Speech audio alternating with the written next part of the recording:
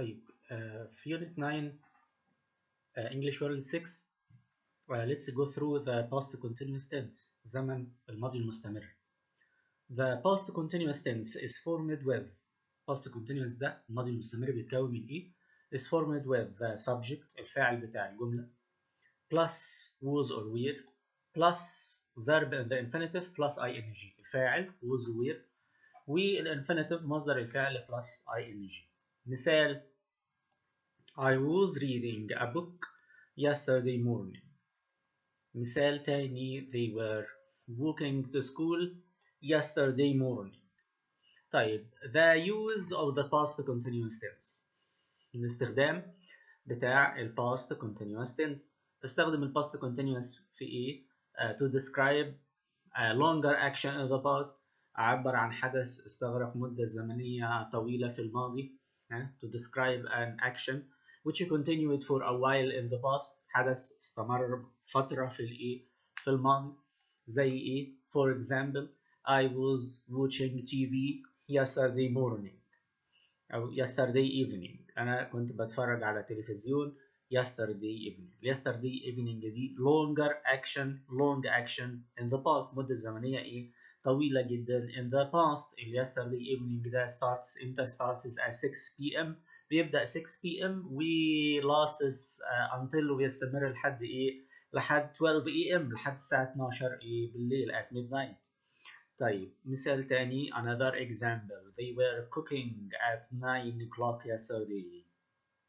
كانوا قاعدين بيطبخوا at 9 o'clock yesterday. اللحظة دي that moment at 9 o'clock yesterday there was an action which was continuing in the past. كان في حدث كان مستمر في ال past. طيب the keywords بقى ال keywords of the past continuous tense. ال keywords دي ايه؟ ال keywords بتاعت ال past continuous tense yesterday morning, yesterday afternoon, yesterday evening, the whole day yesterday, at 9 o'clock yesterday, all day yesterday. طيب النيجاتيف how to form a negative sentence. ازاي أكون جملة negative in the past continuous tense في الزمن الماضي المستمر.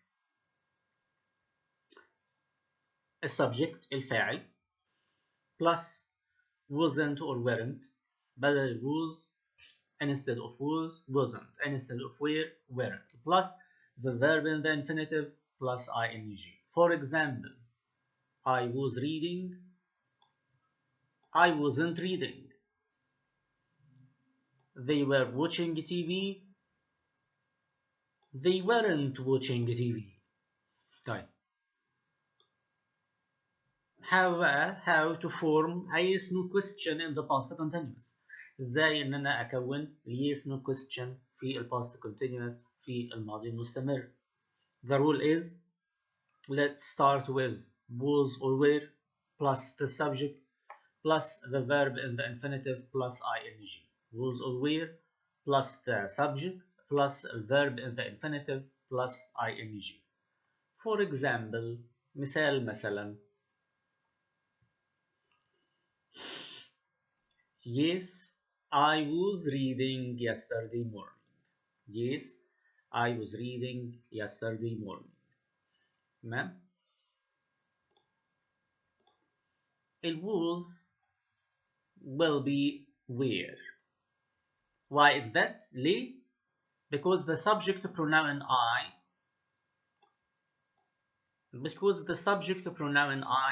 will be changed to you. ال I هتتحول لإيه؟ you. يبقى it was بقت where. Was is changed to where. Why is that? Because the subject pronoun I علشان ضمير الفاعل ال I is going to be you. تمام؟ Then the rest of the sentence. وبعدين بقية الجملة the rest of the sentence reading yesterday morning. Yes, I was reading yesterday morning. Were you reading yesterday morning? Were you reading yesterday morning? طيب another example.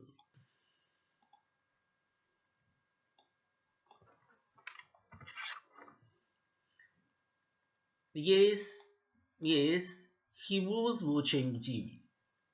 ها we will begin the question. هنبدأ السؤال بإيه؟ بالووز دي. الووز هنبدأ بالإيه؟ بالووز، وبعدين الهي. Was he watching TV?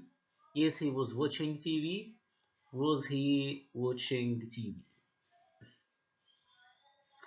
Then بعد كده let's form a WH question in the past continuous tense. تمام؟ علشان أكون بقى إيه؟ سؤال الإجابة بتاعته مش أولها yes، فلازم أعمل WH question. علشان أعمل WH question let's begin with the question word أداة الاستفهام، then was or where, then the subject, then the subject, then the verb in the infinitive plus ing. For example, I was reading.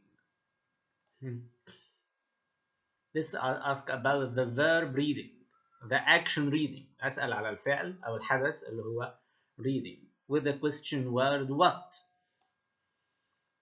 بعدين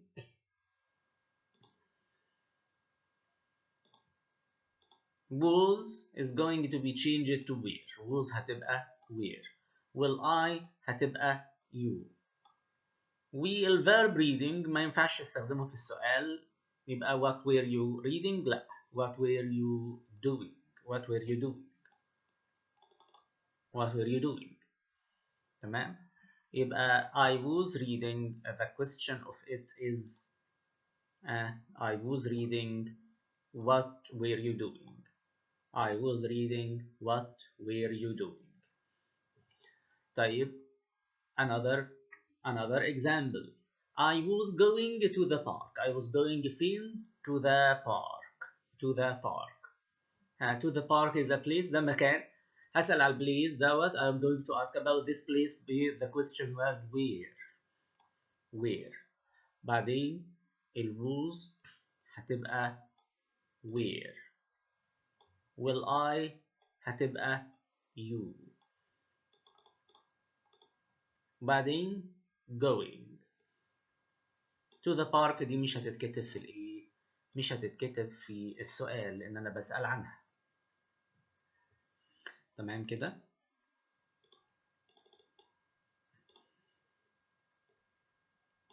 I was going to the ايه؟ to the park. و to the park دي اللي انا ايه؟ اللي انا كنت بسأل ايه عليها، ما اتكتبتش ايه في السؤال. I was going to the park. Where were you going؟ I was going to the park.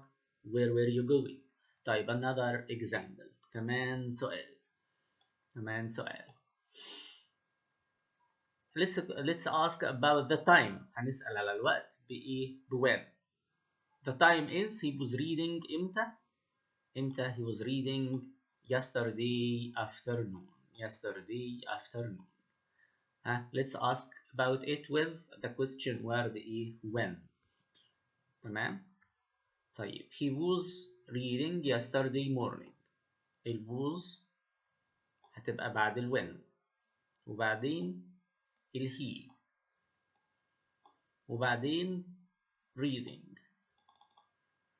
اللي انا ما استخدمتوش في السؤال ايه؟ التايم بس، اللي هو yesterday afternoon.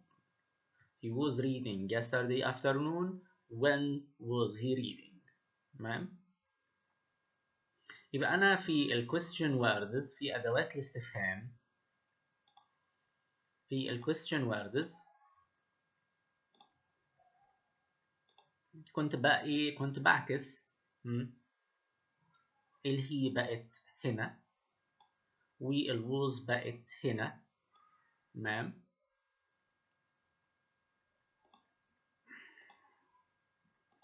والايه؟ ال was بقت هنا كده. تمام؟